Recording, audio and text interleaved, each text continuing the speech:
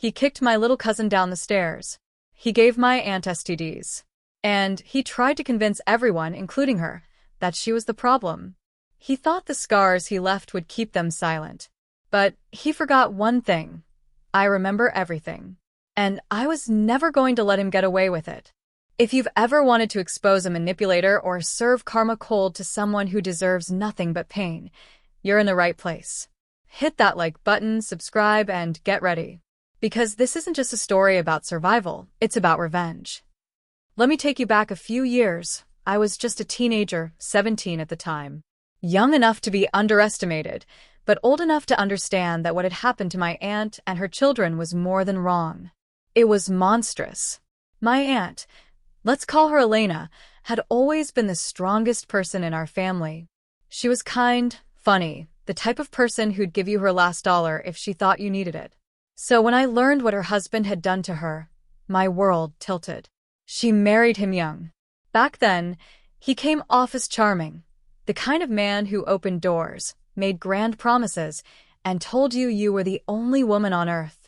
But behind closed doors, he was a different person entirely.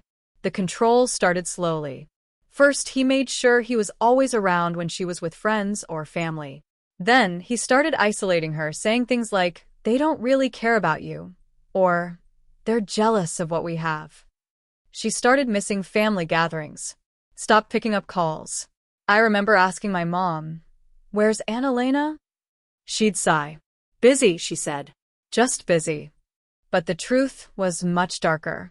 He had begun eroding her self-worth piece by piece, telling her she wasn't smart, wasn't pretty, wasn't lovable. Then the physical abuse started. And eventually, it became sexual. I still shudder when I think of the night she ended up in the hospital. But even that wasn't the breaking point. She came home from the ER, bruised and aching, only to catch him cheating. With not one, but several younger women. As if her broken body wasn't enough, he had been out giving her STDs, multiple over the years.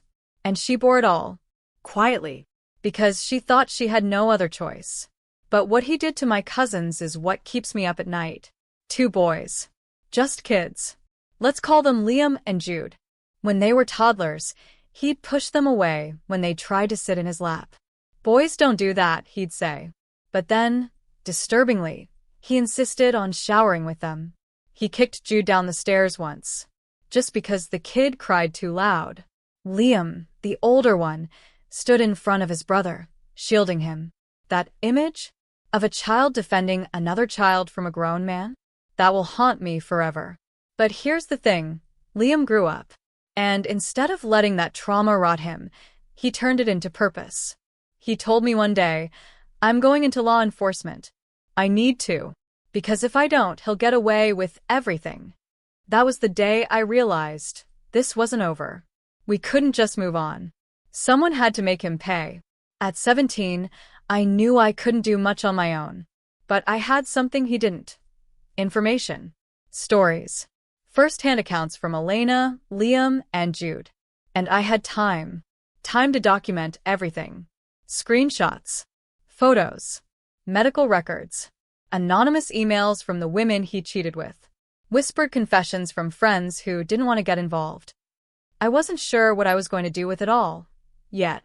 But I knew I was building a war chest. Then came the moment of opportunity. I overheard, purely by accident, that he was applying for a government job. One that required a clean background check and character references. He'd been hiding the past for years, moving to different towns, rewriting his story, pretending to be a model citizen. He thought no one would ever dig deep enough to find the truth. That's when I decided I'd be the one to hand them the shovel. I started small. I created an anonymous account and posted snippets of his abuse stories in survivor forums. Not naming him, yet. But the stories gained traction. People began sharing them, commenting, asking if the man had ever been reported. Then I sent an anonymous tip to his prospective employer. In the email I attached screenshots of his infidelity with timestamps, scans of medical records showing my aunt's treatments for STDs, a statement written by Liam detailing the physical abuse, A copy of the restraining order my aunt had quietly filed but never enforced due to fear. But the cherry on top? I included a photo. One I found buried in a family album. It showed Liam, age 8, with a black eye and bruises on his arms. In the background, barely visible, was him, beer in hand, smirking. That photo alone was enough. 3 weeks later, I got confirmation. He'd been disqualified from the job. Blacklisted, actually, because it turned out he had lied on his application about his criminal history and relationships. And once the HR department opened the anonymous folder I sent, they were legally obligated to report him. That kicked off a formal investigation. The police interviewed my aunt, interviewed Liam. Even neighbors stepped forward. And when the walls started closing in, he tried to flee. But guess what? He didn't get far. Last I heard, he's in a rehab facility, mandated by court, not for recovery but as a condition of avoiding jail time. His job prospects? Dead. His reputation? Destroyed. And the family he abused? Thriving. Liam graduated with honors from the academy. Jude is starting college next year. My aunt is in therapy and dating again, someone kind. Someone safe. They say revenge isn't healthy. But sometimes, it's the only way to even the scales. He took so much from people who didn't deserve it. But in the end, he couldn't outrun the truth. Never underestimate someone who remembers. If this story gave you chills, smash that like button and leave a comment. What would you have done in my shoes? And if you want more real-life justice served cold, hit subscribe and turn on notifications. Because trust me, some people's endings are exactly what they deserve. You'd think that would be the end, right? The monster exposed. The victim safe. The mask ripped off. But what I didn't realize, not until later, was that revenge doesn't just hurt the abuser, sometimes it triggers the kind of unraveling they were trying to hide for years. Because once one person stands up, others start to. Not long after the investigation opened, we found out something shocking. He had another family. A woman, we'll call her Rachel, reached out to Liam after reading one of the survivor threads online. She had 2 kids with him. Same story. Same manipulation. Same charm. In public and pure evil behind closed doors. She thought she was the only one. Just like my aunt once did. Her daughter? Only 12 years old, and already showing signs of trauma. Rachel had never spoken up. She was terrified. But when she saw Liam's courage, she decided to add her voice. She contacted the same authorities. Confirmed the pattern. Suddenly, this wasn't just a domestic case. It was a serial predator case. From there, the investigation escalated, and new charges were filed. This time, he wasn't just avoiding jail. He was booked.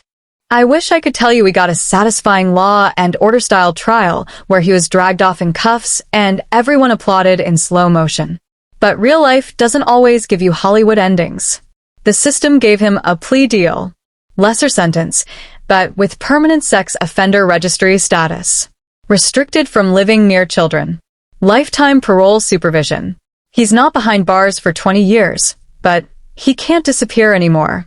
Every town he moves to will know exactly who he is. His face, his name, his past, unerasable.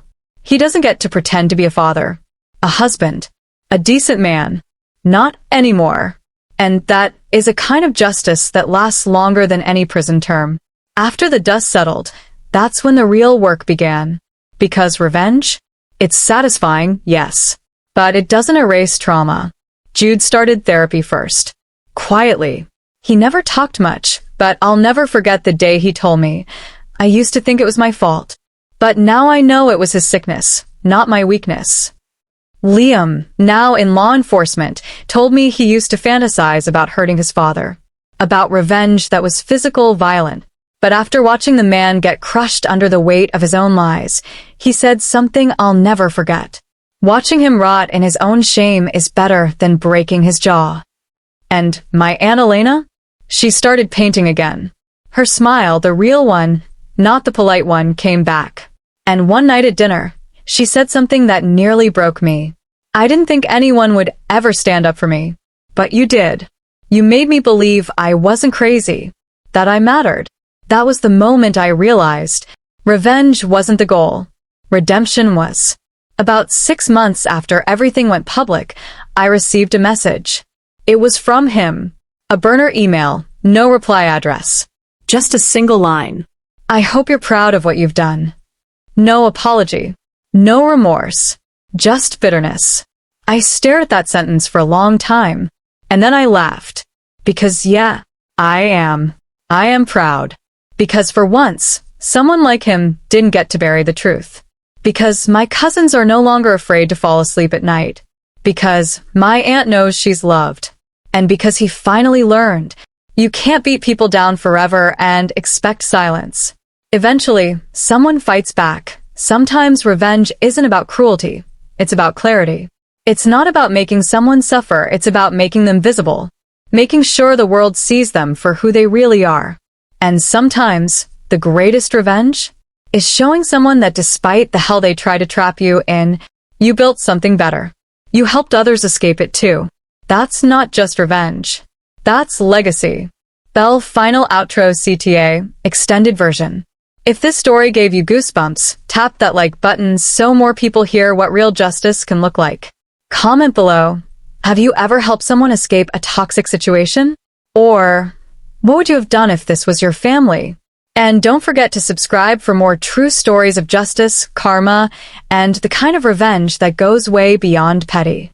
Because sometimes, the best way to fight monsters is to tell the truth louder than their lies.